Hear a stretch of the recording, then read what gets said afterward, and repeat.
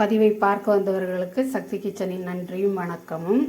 இன்றைக்கி நான் என்ன செய்ய போகிறேன்னு பார்த்தீங்கன்னா, காசி அல்வா.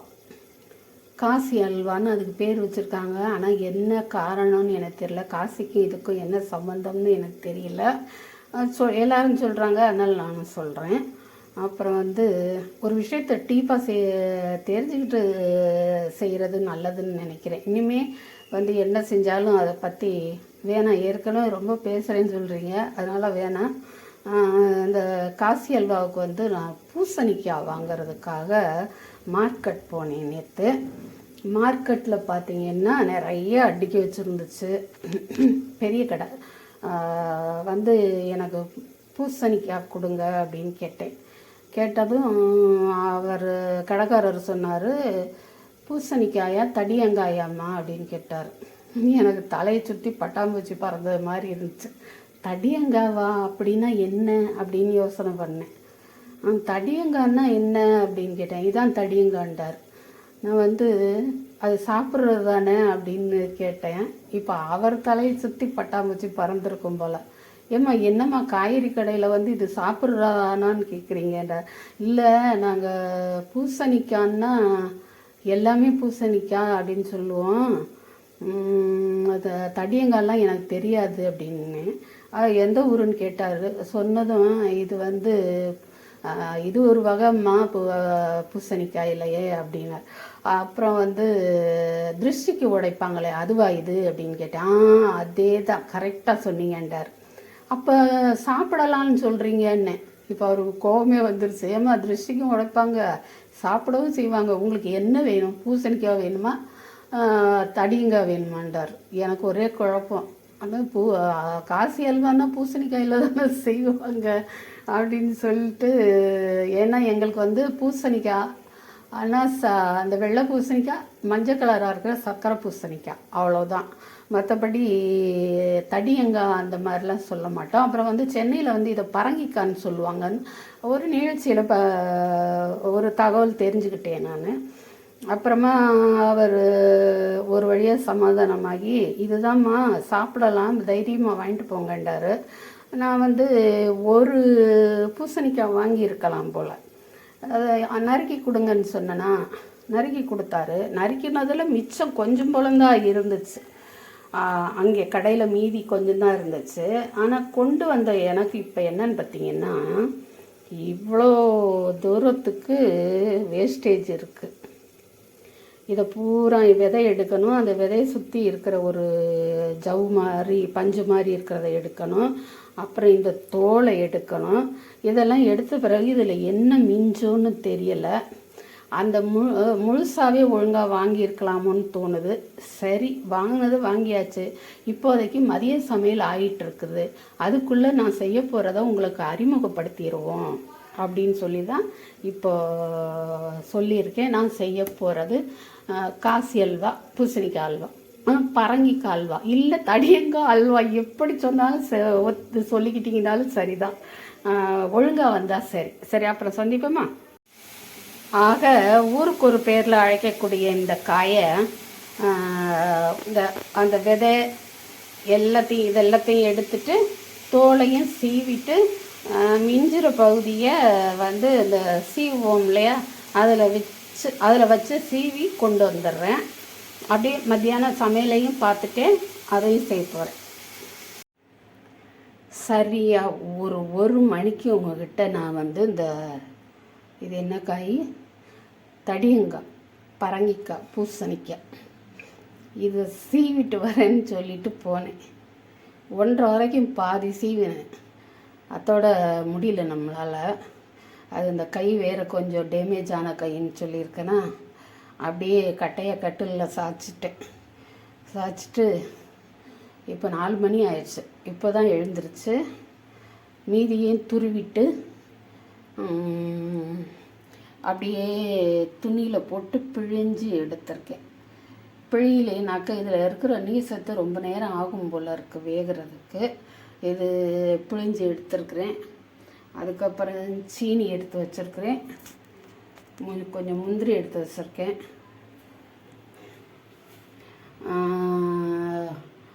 வானலியில் கொஞ்சம் நெய் விட்டு வச்சுருக்கிறேன். இப்போ நம்ம ஸ்டவ்வை பற்ற வச்சு அல்வாவை, காசி அல்வா ஸ்டார்ட் பண்ண வேண்டியது தான்.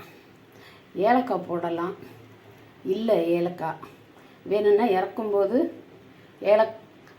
காசி அல்வா 1 தரம், காசி அல்வா 2 தரம், காசி அல்வா 3 தரம் அப்படின்னு ஏலம் போட்டு இறக்கலாம். சரியா? இப்போ ஸ்டவ்வை பற்ற வச்சுக்கிறட்டுமா? நெய் உருகிடுச்சு. இப்போ வந்து நம்ம முந்திரி பருப்பை போட்டுக்கிறோம். முந்திரியை போட்டுட்டு அதை வறுத்து எடுத்துக்கிறோம். வறுத்து எடுக்க பாத்திரம் எடுக்கல பாருங்கள்.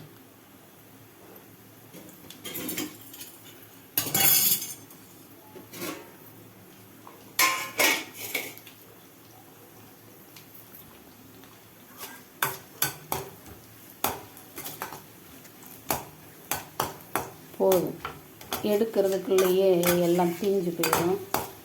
அதனால எடுத்துடலாம்.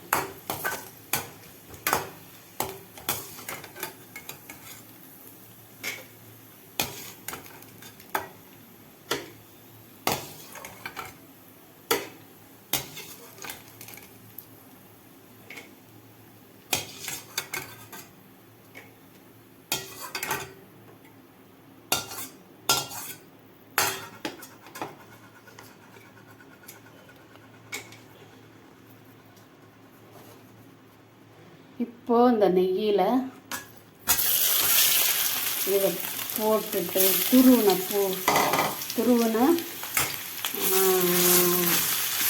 பரங்கிக்காவா அதை போட்டுட்டு நம்ம வதக்குவோம். நல்லா வதக்குவோம். அதில் மிச்சம் இருக்கிற அந்த நீரெல்லாம் வந்து வெளி வரும் போல இருக்குது. பாத்திரம் வேறு எவர் சில்வர் பாத்திரம் வச்சுட்டேன்னா அது பிடிக்கும்.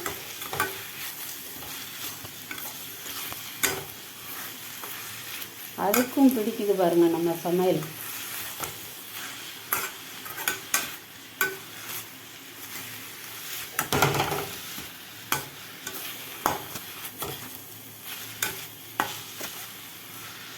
இப்படி கொஞ்ச நேரம் கைவிடாமல் கிளறி கொஞ்சம் பச்சை வாசனை போன பிறகு நம்ம சீனியை போடுவோம். நல்லா பூசணிக்காய் ஓரளவுக்கு வதங்கி, அந்த காய்க்குன்னு ஒரு வாசனை எதுவும் கிடையாதா என்னன்னு தெரியல, நெய் வாசம் மட்டுமே வருது.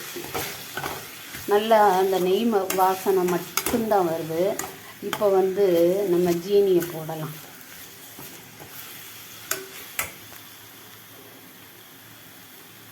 ஜீனி அளவு தெரியாது, நமக்கு ஒரு குத்து மதிப்பு தான். போட்டுட்டு அப்புறம் பார்த்துட்டு போட்டுக்கலாம்.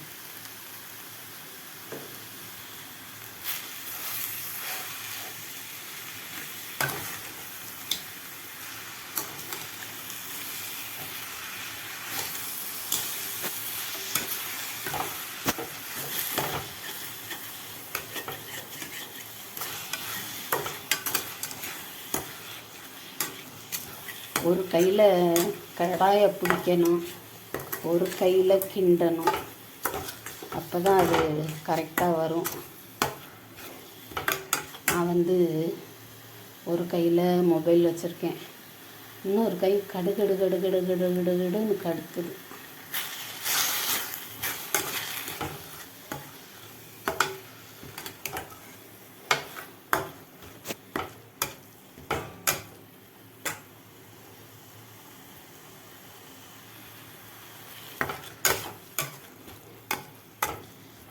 சமையலும் ஒரு தியானம் மாதிரி தான். ஏன்னு கேட்டிங்கன்னா, எந்த வேலையும் சொல்கிறேன், அதை செஞ்சுக்கிட்டு இருக்கும்போது நம்ம வேறு எதையாவது நினச்சிக்கிட்டு இருந்தோம்னா நிறைய குளறுபடி நடக்கும். இன்றைக்கி நான் நிறைய செஞ்சேன்.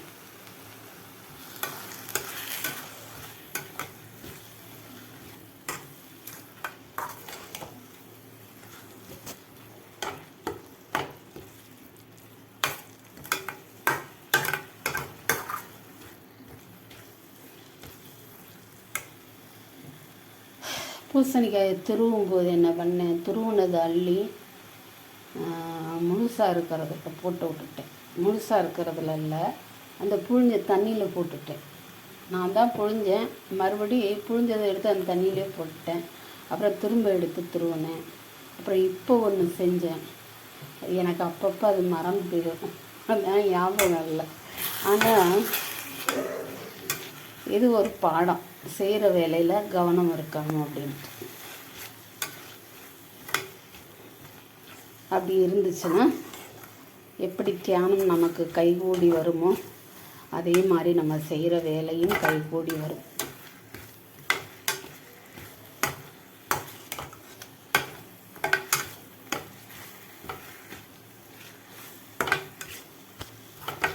நல்லா இருக்கு ஸ்மெல்லு.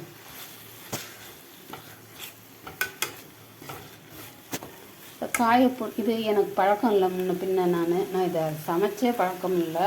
இதில் அல்வாங்கிறது சொல்லவே வேணாம், நான் செஞ்சதே கிடையாது. இந்த பிழியணும் அப்படிங்கிறது தெரியாமல் நான் அப்படியே பூசணிக்காய் போட்டிருந்தேன்னா அது இப்போ இது வரைக்கும் ஏதோ சென்னையில் வந்த வெள்ளம் மாதிரி மிதக்கும். இப்போ சுகர் போட்ட உடனே கொஞ்சம் அப்படியே இலக்கம் கொடுத்துருக்கு பார்த்தீங்களா, கொஞ்சோண்டு எடுத்து நாக்கில் வச்சு பார்க்கலாம், போட்ட சுகர் பத்துதான்னு.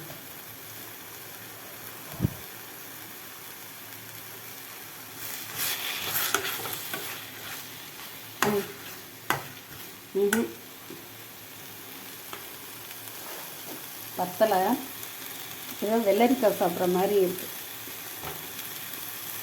அந்த காயோட ருசி வெள்ளரிக்காய் மாதிரியே இருக்குது.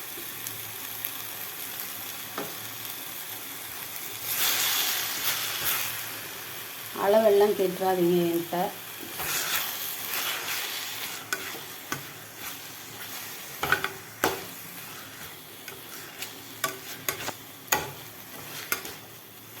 கொஞ்சம் நேரம் எடுக்கும் போல இருக்கு.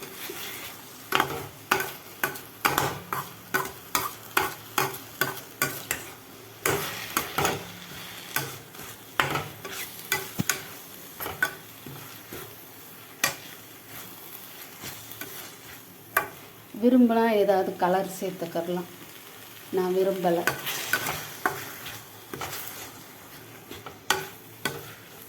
இன்னும் கொஞ்சம் கழித்து பார்ப்போமா எப்படி இருக்குன்னு. அந்த சாறு எடுத்தேன் இல்லையா, அதை கீழே ஊற்றிட்டேன். அதை குடிக்கலாம் போல், அது நல்ல மருத்துவ குணம் கொண்டது தான். இதில் இன்னொரு காமெடி கேட்டிங்கன்னா, அரை பூசணிக்காவுக்கும் கொஞ்சம் பெருசாக தான் வாங்கிட்டு வந்தேன். அந்த கடைக்காரர் முழுசாக வாங்கிட்டு போங்கம்மா, 60 ரூபா தான்டாரு. நீங்கள் 20 ரூபாய்க்கு கொடுத்தா கூட எனக்கு வேணான்னு சொல்லிட்டு வந்துட்டேன். இங்கே யோசனை பண்ணேன், துருவிட்டு புழிஞ்சா கொஞ்சம் ஆயிருமோன்னு சொல்லிட்டு. ஆனால் பார்த்தீங்கன்னா இவ்வளோ இருக்குங்க. துருவி சாரெல்லாம் எடுத்துட்டு புழிஞ்சதே இவ்வளோ இருக்குது. ஒரு 1/4 கிலோ கேசரி மாதிரி இருக்குது.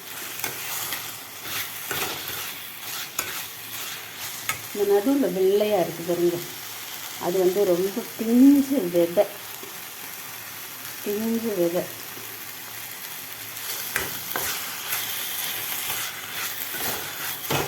அந்த விதையெல்லாம் கூட பத்திரமா வச்சுருக்கலாம்.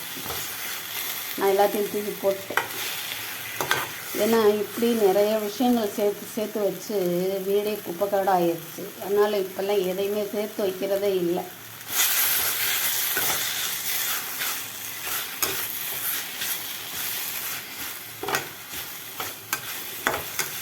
நல்லா சாஃப்டாக வேகணும்.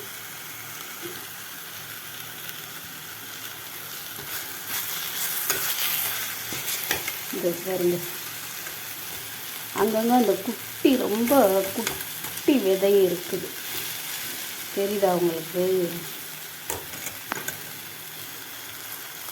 இதை பாருங்க, நான் எங்கேயே காமிச்சிட்ருக்கேன்.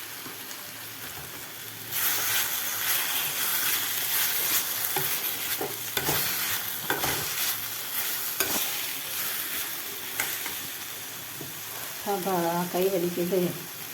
காசி விசாலாட்சி, அன்னபூரணி, காப்பாற்றுங்கம்மா தாய். அல்வாவை கரெக்டான பக்குவத்துக்கு செஞ்சு கொடுத்துருங்க.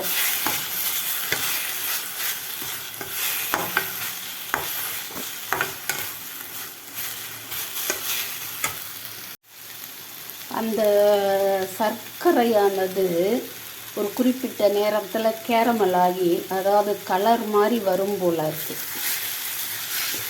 அப்படி வந்தால் தான் அது கரெக்டான பக்குவம். அவ்வளோ தூரம் நான் போவேனான்னு தெரியல, பாதியிலே இறக்குவேனான்னு தெரியல, பார்க்கலாம். இப்போ பார்த்தீங்கன்னா அப்படி பந்து போல் வருது. ஆனால் கொஞ்சம் சாப்பிட்டு பார்த்தோம்னா நறுச்சுன்னு இருக்குது. அப்போ இன்னும் கொஞ்சம் வேகணும். ஆனால் பார்க்க நல்லா பளபளன்னு இருக்குது. தெரியலையோ உங்களுக்கு? நல்ல பளபளன்னு இருக்குது. நல்ல ஒரு லேசான பழுப்பு நிறத்துக்கு மாறிடுச்சு.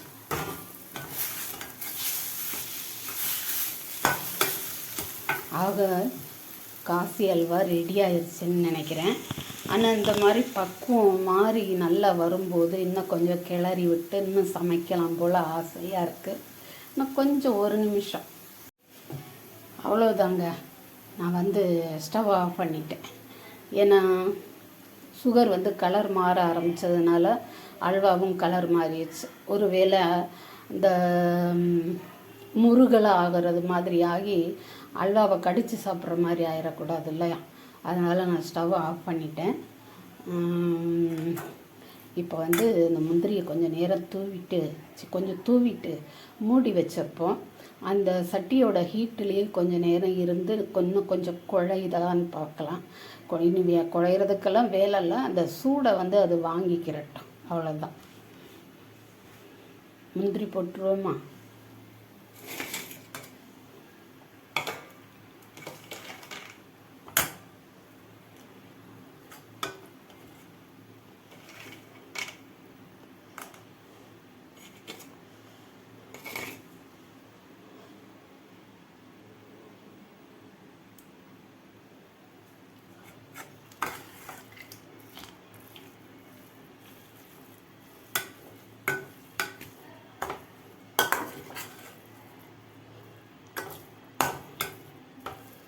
கொஞ்ச நேரத்துக்கு அந்த மூடி வச்சா வேர்வை தண்ணி விழும். அந்த மாதிரி விழுகாத அளவுக்கு கொஞ்சம் லேசாக ஓப்பனாக வச்சு மூடி வைக்கலாம். தண்ணி இதுலேருந்து வெளியேற ஆவி தட்டில் மூடி வச்சுருக்கிற தட்டில் படிஞ்சாலும் அது அப்படியே பேக்கில் விழுகிறது மாதிரி தட்டை கொஞ்சம் சாய்ச்சி வச்சிடும். இப்போ பாருங்கள் எப்படி இருக்குன்னு. அப்படியே ஒரு அல்வா மாதிரியே தான் இருக்குது. ஒரு அல்வா மாதிரியே இருக்குது. இப்போ இடம் மாற்றிடுவோமா?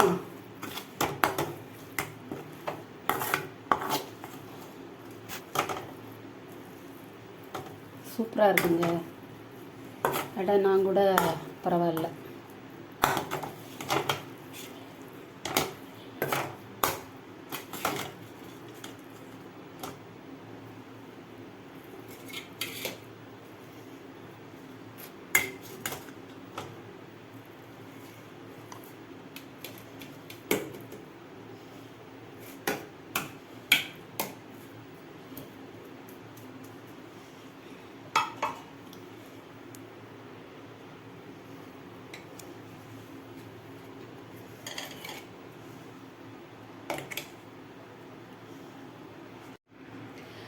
நம்ம மூளையை பாருங்கள். இந்த அல்வா இந்த பாத்திரத்தில் இருந்தாருன்னு, இந்த தட்டில் இருந்தாருன்னு, அதுலேருந்து மாற்றி இப்படி வச்சுருக்கேன்.